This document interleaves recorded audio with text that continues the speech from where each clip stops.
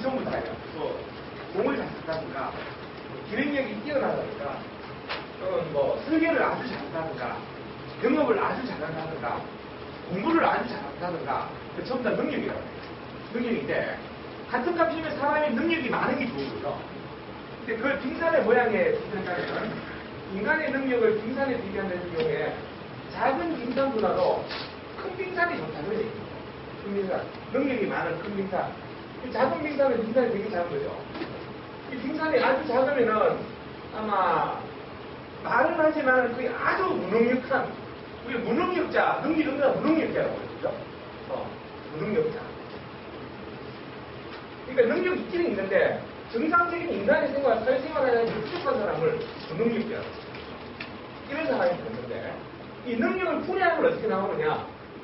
빙산의 모습처럼 수면 윗부분과 수면 아랫부분이 있다. 그렇게 얘기했습니다. 수면 윗부분이 바로 뭐냐면 후천적 요인이죠. 그러니까 태어나서 만들어지는 태어나서 만들어지는 거고요. 선천적 요인을 영양이라고 해요. 영양. 컴퓨터시다. 후천적 요인은 뭐겠습니까? 지식. 공부하는 책 보고 공부하면 되잖아요. 기술. 계속 하면 되는 거죠. 그죠? 그다음에 경험. 똑같은 일을 반복하게 하면 경험이 쌓이는 거 아닙니까? 후천적 요인이에요. 이거는 직무에 있어서 조합에 있어서 어떤 거죠? 기본적 조건이죠. 기본적 조건. 이게 없으면 그 일 자체를 못하는 거예요. 그래서 회계 담당자인데 회계 담당자한테 필요한 지식과 기술이 뭐예요? 회계에 대한 회계 원리 아는 거죠. 그죠?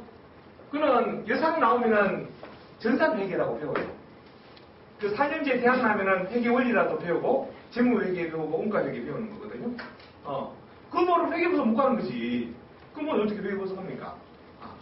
근데 문제는 그렇게 배치된 직원이 굉장히 꼼꼼하냐 꼼꼼하지 않느냐는 타고나는 거라는 얘기입니다. 타고나는. 그럼 배워서 공부할 수 있는 게 아니에요. 덜렁대는 사람들 죽어도 깨어나도 꼼꼼하게 절대 안 꼼꼼합니다.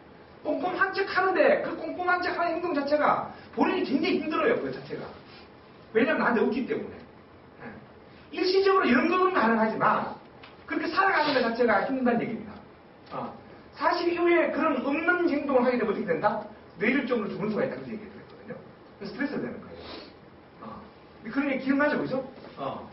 근데 문제는 이 지식과 기술과 경험은 어떤 직무의 기본적 조건은 되지만 이것만 있다고 고성과가 되는 건 아니라는 거예요. 고성과가 되려면 뭐가 있어야 된다?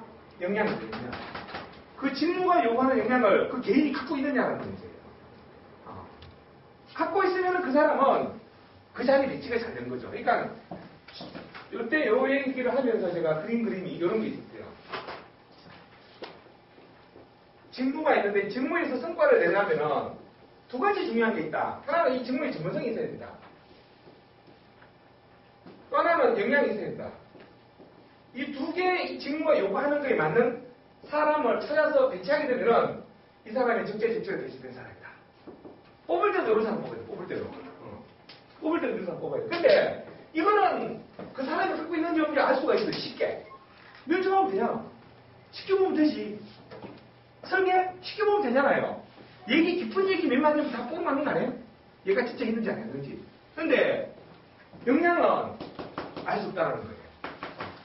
이 지구에 70인구가 살고 있듯이 70억의 얼굴이 다 달라요. 얼굴이.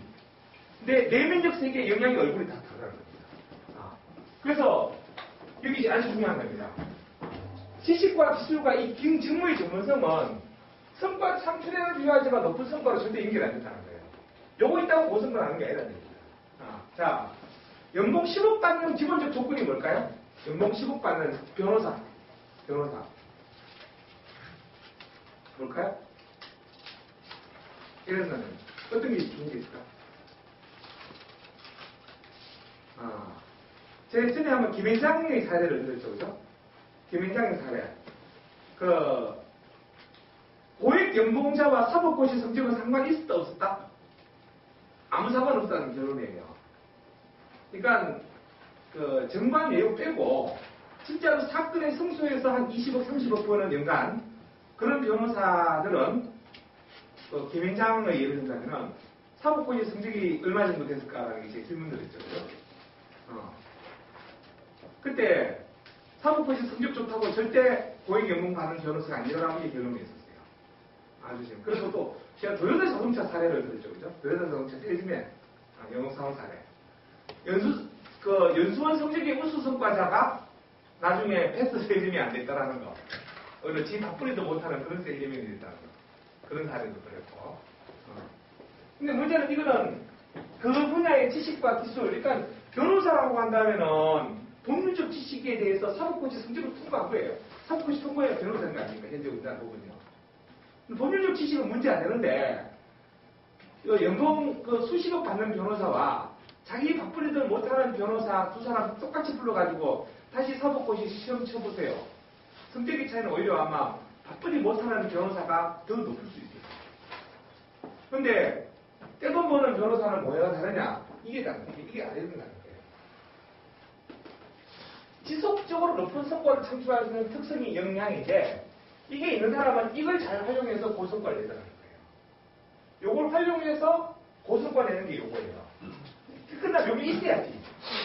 직무와 관련된 기본적 지식이 없게 되면은 활용할 게 없으시니까 의미가 없는 거예요. 요게 기본적으로 있는 사람이 이게 있으면은 이걸 가지고 이 좋은 역량을 활용해서 이제 성과를 내는 거거든요. 내는 것인데 그래서 역량이 여러분들한테 굉장히 중요하다고 말씀드렸고 그러니까 기본적 지식에다가 역량이 있어야 고성과이다. 이런 말씀. 근데 문제는 이런 역량은 사람마다 다 다른데 직무가 복잡하면 복잡할수록 컴퓨터가 훨씬 성과에 영향을 많이 미친다. 그렇게 했습니다. 직무가 단순하면 역량보다 더 지식과 기술이 성과에 영향을 많이 미치고 직무가 복잡한 상위 관리자예요. 자, 생각 한번 해보세요. 경영을 잘하는 사람은 만약에 직무의 전문성과 관련이 있다고 한다면 어떤 사람이 훌륭한 경영자가 될까요? 경영학 박사가 훌륭한 경영자가 되겠죠. 그죠? 석박사, 하버드 경영학 박사가 훌륭한 경영자가 돼야 되는데 우리나라 훌륭한 경영자 중에서 국졸도 있습니다. 국졸도. 제가 아주 존경하는 모 경영자는 국졸입니다. 국졸이에요. 근데 현재 미국의 2조 정도 하는 회사입니다. 회장님이세요. 근데 그 밑에 일하는 전산단단하는 실장님은 그 MIT 군대에서 전자공학 전공하신 분이 거기 또 전산차에서 사장하고 계시고 전산시장 하다가 서울대 출신도 한 명 있고 그 기획실장은 일본에서 와세드 나온 친구예요. 그 밑에 이제 기획실장하고 있고 그래요. 어떻게 할 거예요, 그러면? 그러니까 위로 갈수록 학교 성적은 아무 의미 없다는 얘기입니다. 그러니까 사장은 굳이 회계에는 그런 뭐라고 돼. 그렇잖아요. 그렇기 때문에 사장하는 거거든요. 근데 밑으로 들어가면 얘기가 다른 거예요. 직무의 전문성이 훨씬 더 성과에 영향을 많이 미치는 거예요. 조금만 알고 있으면 되는 거죠.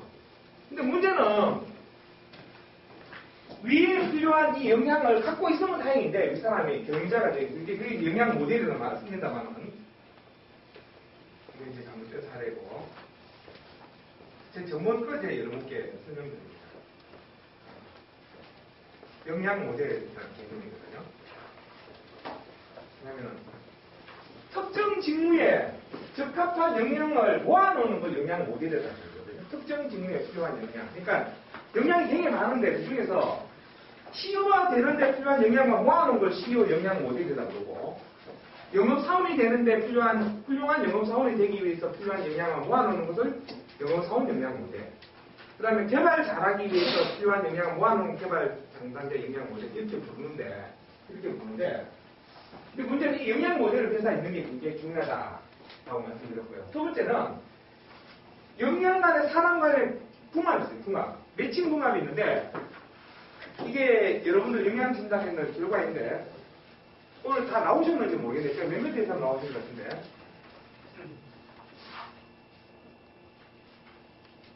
여기 이제 역량 진단한 결과에 대해서 설명을 드리려고 오톡스 보셨어요? 네. 안에 리포트 다 들어있습니다. 성원 쓸게. 그 다음에 제일 연마. 예. 일상거니까. 근데 우리는 하셨어요? 안 했어요. 근데 그 사람 중에 몇몇 사람은 고민 많이 해봐야 될 사람이 있던데 나중에 뒤통수 칠 사람이 있어요. 잘 될 때는 괜찮은데 회사 어려울 때 딱 뒤통수 치는 스타일을 영향하는 사람이고 신호기전 동남기계 SNS 예. 이 표 보시면은 컴퓨터 시가 쫙 나옵니다.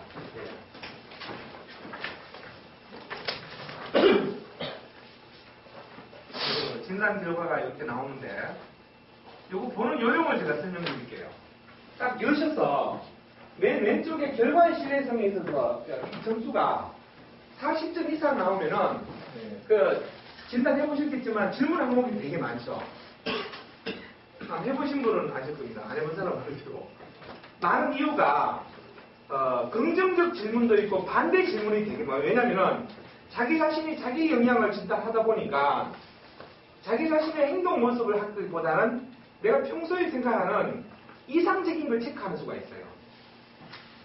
근데 그걸 찾아내기 위해서 반대 질문으로 다시 물어봐요.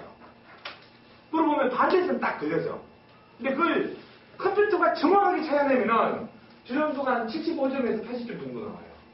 근데 인간이기 때문에 다 못 찾거든요. 근데 40점만 넘으면은 저 신뢰성에서 그 사람이 갖고 있는 역량의 거의 한 95% 이상 이게 다 나왔다고 보시면 돼요. 신뢰성이. 예, 결과의 신뢰성이요. 예. 근데 30 몇 점도 있고 막 그래요. 지금 그 사람은 몇 개의 영향이 왜곡되어 있는 거예요. 그러니까 잘 보이려고 자기 자신의 모습을 하기보다는 평소에 지가 생각하는 바람직한 모습을 체크하게 되면은 그 점수가 이렇게 낮아야 되는 거예요. 근데 어느 영향인지 모르겠지만. 그다음 결과 있는 일관성은 저보다 80점 정도 되는 게 굉장히 중요하고요. 중요하고. 그 다음 평균 점수 이게 아주 중요한데요. 이 데이터베이스는 미국 사람하고 유럽 사람이 제일 많고요. 일본 사람이 한 5,000명 정도? 10,000명 정도 좀 될지 모르겠습니다. 그 합친 DB를 일본이 갖고 있는 걸 제가 받아서 다시 만들었거든요. 만들다 보니까 전체 데이터베이스 인구는 1억 명은 안 되고 한 9천만 명 정도. 근데 어떤 사람이냐면 정상적인 사회화적 활동을 하는 사람, 직장생활을 하는 사람이에요. 그게 한 20년간 데이터가 축적된 데이터예요. 그러니까 여러분들은 이런 데이터를 아마 거듭할 기회는 아마 죽을 때까지는 없을 겁니다. 이런 DB를 갖고 있는 게 없으니까요.